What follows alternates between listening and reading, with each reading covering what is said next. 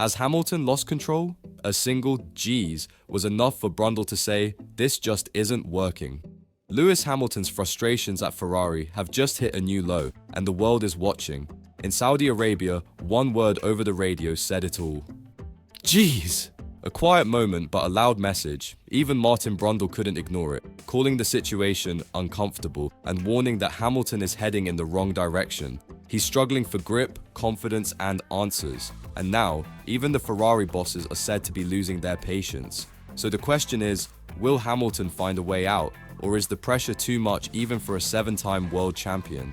The 2025 Formula One season has only just begun, and yet the tension inside Ferrari seems to be growing by the day. Lewis Hamilton, in particular, is visibly feeling the weight of expectation and frustration.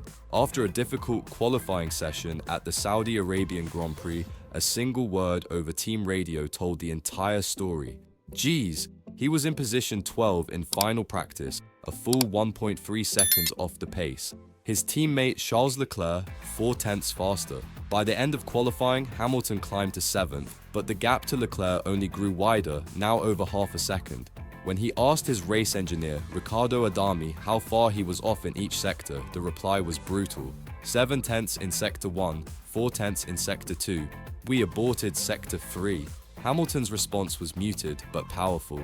"Geez!"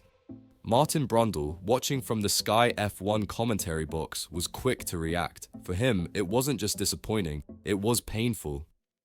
"Almost uncomfortable to listen to," he said. "He's not dialed in, and I think he's going in the wrong direction. Setup, driving style, whatever it is, it's just not working." But the real shock came when Hamilton later admitted, "I just don't have the grip, mate. I don't know."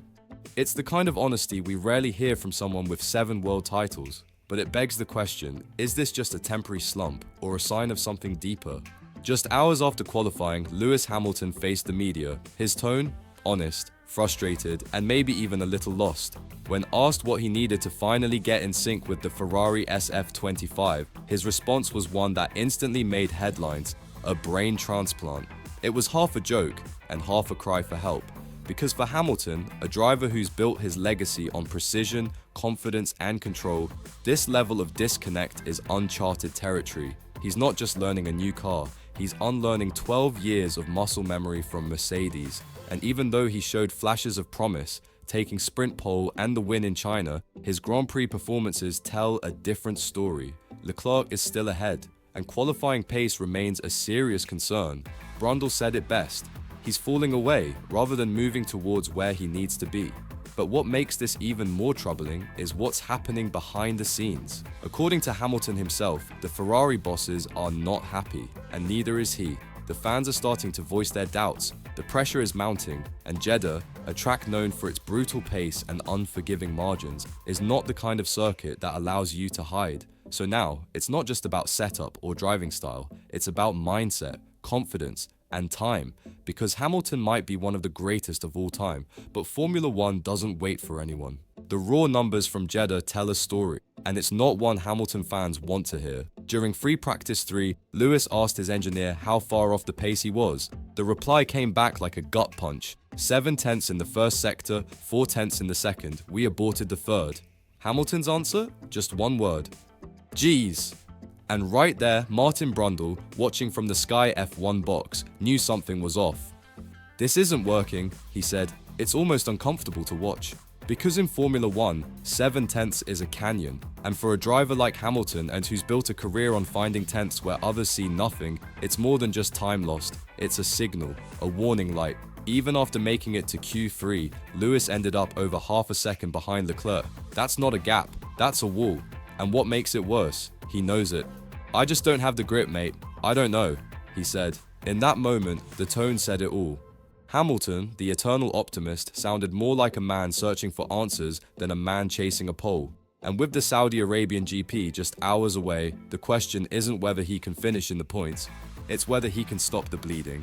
The pressure is mounting, and for the first time in years, Lewis Hamilton is openly showing the weight of expectation and frustration.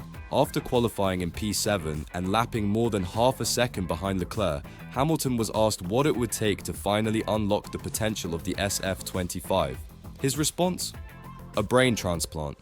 It sounded like a joke, but there was nothing funny in his tone, because behind the words was a driver who no longer feels at home behind the wheel. Lewis admitted that Ferrari's bosses are not happy with the results, and he agrees, so do the fans, and perhaps most importantly, he's not happy either.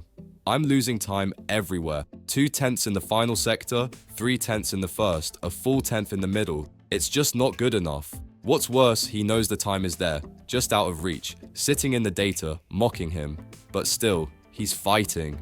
All I can do is keep believing in myself, keep working, keep breathing. It's not just about race pace anymore. This is now a psychological battle, a test of resilience. And in Formula One, when your biggest opponent is the car, the next corner is never just a turn, it's a decision. The stats don't lie. Leclerc is ahead. Hamilton has not finished a Grand Prix in front of his teammate all season. And yet, the gap in the standings, just 7 points. That small margin is a reminder. Despite the chaos, despite the frustration, Hamilton is still in the fight. But the question remains, is he moving closer to a breakthrough or falling deeper into the shadows of a team still learning how to work with him? Brundle's words echo once more. He's not dialed in. It's not working. But maybe what Hamilton is doing isn't about a single weekend. Maybe it's bigger.